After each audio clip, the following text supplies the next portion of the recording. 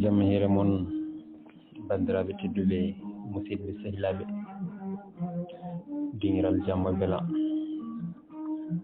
yo Allah yurmo musidɗo men galle siyafo ɗum en garti ha hande e deftere mawɗo men professeur Abuubakri Muusaa LAM wiyetede Fulɓe guila heeli e yoyo ha Fuutotoro.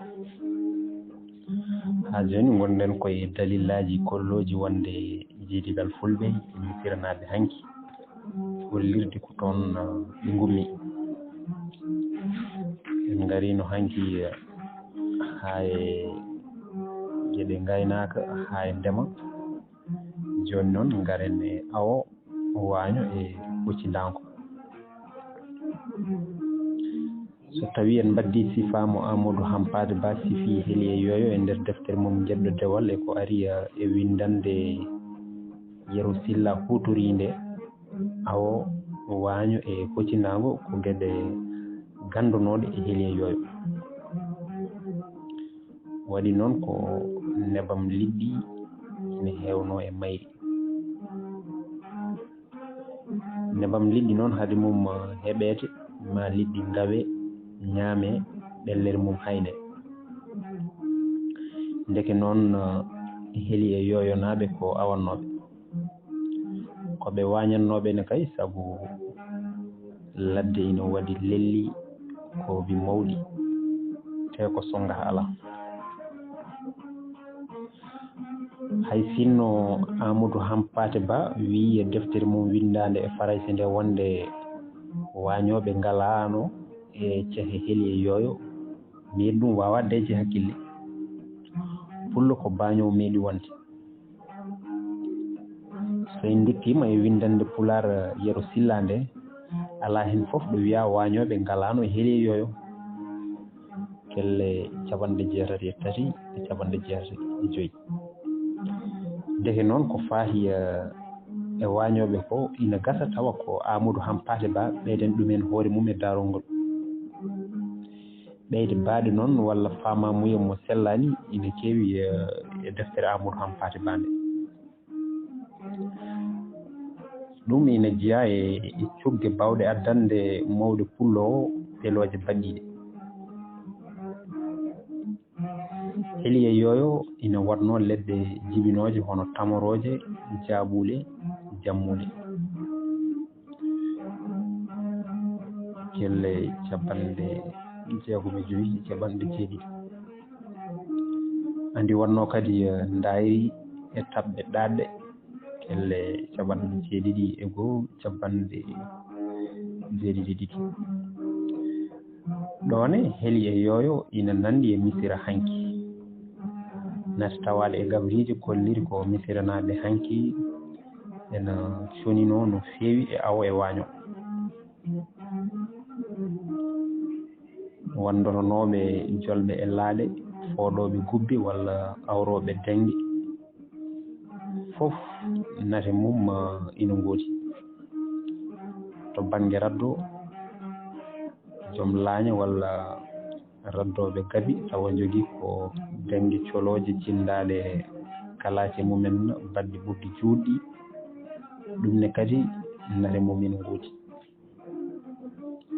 hay yimɓeɓe nandata koye yimɓe hande ha tengti noon to banggue koltu ɓe hen ko ɓalli meehi ɓe ko gembeji dadi. kala koɗɗo e dande maayo Sénégal walla Niger so wiyama ko misiranaɓe hanki nata ɗon sikkata ko yimɓe hande kono duuɓi ujunaji ina hakkude men e ɓen. ɗone kadi konnguɗi e sikkeji ina kawriti. misiranaɓe hanki inniranno ngabu ko indi ɗiɗi habu e dip walla debu. Abuubakri Muusaa LAM wi e deftere men de l'origine égyptienne de Peuls en kolliri wonde ha ɗemngal misira hanki ina wonta ga e pulaar hande. so tawi ko noon ina yooɗi tawa ko inde adande nde jibini konngol ngabugol, ngabu gabigol. ko konngol ngol noon ina yaaji e ɗemɗe Afrique hakkunde hono Afrique central. ɗo ngabu wiyete ngubu, ngub, ngubi, gabu, gub, gup, gupi, gufu, gufu. way kono fulɓe e ɓeeɗo fof ɓeeɗo afrinnaaɓe fof jiggi innde nde koye ɗemngal misira hanki. ɗum so laatiima gonɗinde ko miijo Seek Anta JOOٻ wonde fulɓe mbaawa seerndeede e baleeɓe to baŋnge iwdi te ndin iwdi ko leydi misira hanki foti yiiloyeede. mbiyen ɗum ɗon kadi nawtata heli e yoyo ko misira hanki.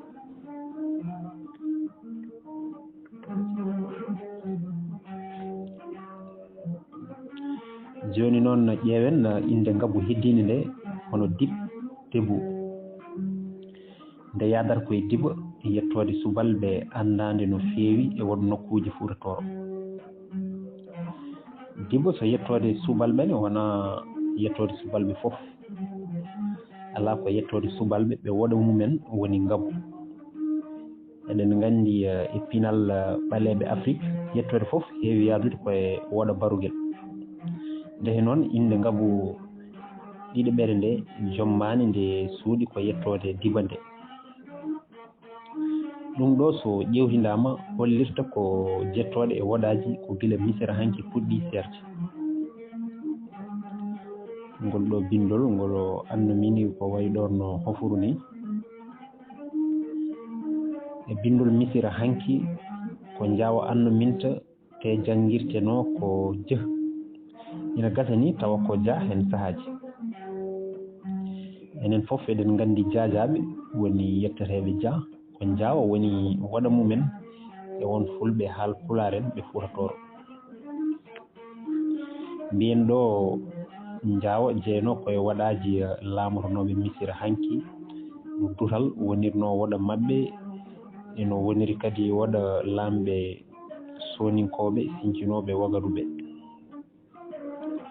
ɓeɗo noon ina anda ko misira peri. ɗeɗo gueɗo gonɗinta koko kalden dow seeɗa ko wonde hinɗe men e woɗaji men ko gila fuura hoɗaka taw fuɗɗi serde. ɗum yoni jaabol hade men ruttade hen, hade men ruttade e wiyoɓe haal pulaar en jalti koye fulɓe nde ɓen puɗɗi jillodirde e leƴƴi ɓaleji e popporɗe maayo Sénégal walla e dowri mum. joni garen sifa leydi ndi hande e deftere jeddo dewal. leydi heli e yoyo sifa mum ari e fuɗɗode jeddo dewal. mo ƴewrindi sifa o ma fam won gueɗe ɓeydade walla pawi kono mawɗo pullo o famiri windande pulaar nde. mawɗo pullo hono Amadou Hampate Ba. ɗo ene foti siftinede ko kalden dow seeɗa eno mawɗo pullo o famiri Maliya funnague e Maliya hilnague. ko on famamuye addini mo yiiloyade heliye yoyo ha ardi walla rewo Tumbuktu. ƴeewe laytere kodal hello 65 windande ɓeydande nodde tawdi koye ɗiɗo nokkuji Amadou Hampate Ba yiiloto heli e yoyo hanki. ɗum ina wawi rufde e sifa mo sifi o. kono noon jawneɗen ɓeyden e kaɗo haala wonde sifa heli e yoyo garɗo e jeddo dewal deftere Amadou Hampate Ba nde walla e windande pulaar windande e jumɓuɗi nde yeru silla hutorinde wona sifa leydi gondi ko sifa aljanna. sabu ɗum ala fof leydi mbandi noon ɗo woni e aduna.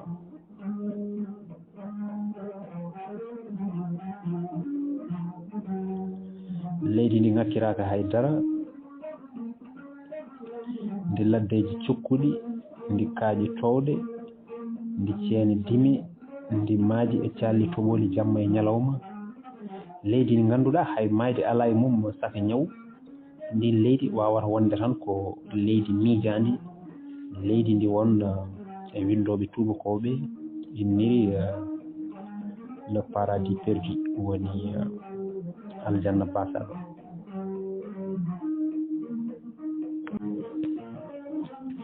ɗum fof e waade noon hay sinno aljanna e miijo men heewi nandinde ɗum koye geɗe ɗe ngannduɗen.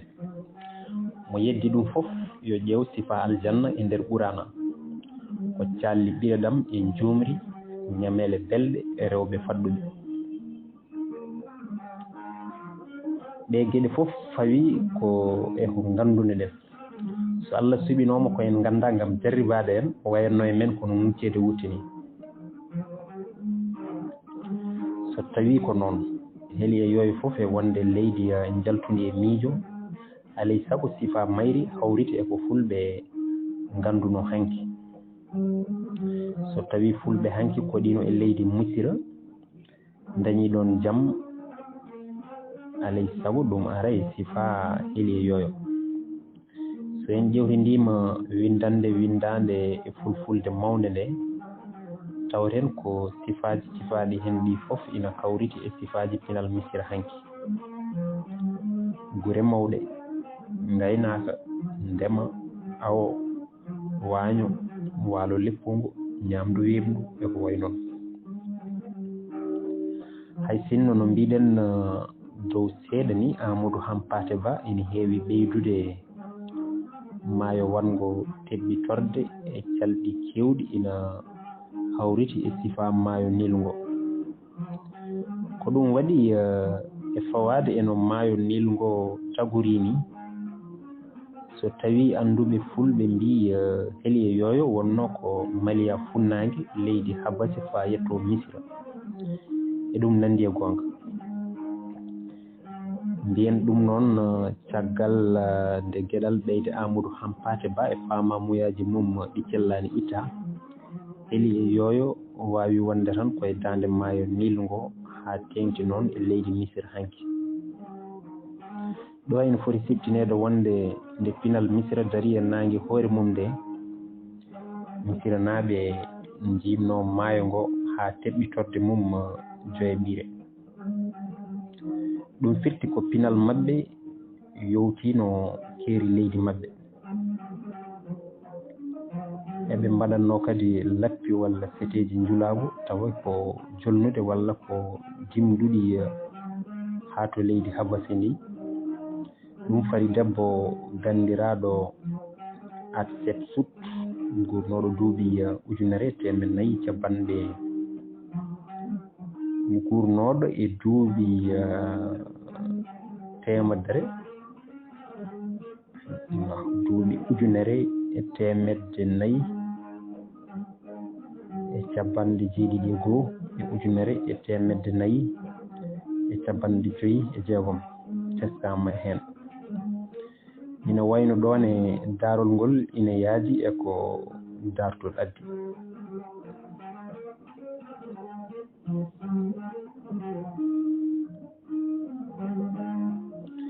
heli e yooyo wawano yewtinede misira hanki. ɗum wonko puɗɗiɗen yiide hen e toɓɓere men dow nde, kono toɓɓe men garoje less ma en jiiya gueɗe goɗɗe gonɗinoji ɗum ɗon. ɗum noon bandiraɓe tedduɓe musidɓe e sehilaɓe, ɗo katten ha ñande wonde so Allah jaaɓi garten ha hande ilo wonde nayi jalti koye ndiyam walla ndiyam woni ilo e ko way noon. ɗum noon ko ñande wonde wonata so Allah jaaɓi garten kadi ha hande e kuumen e ganndal jawdi. ɗum noon Allah jarama on jarama.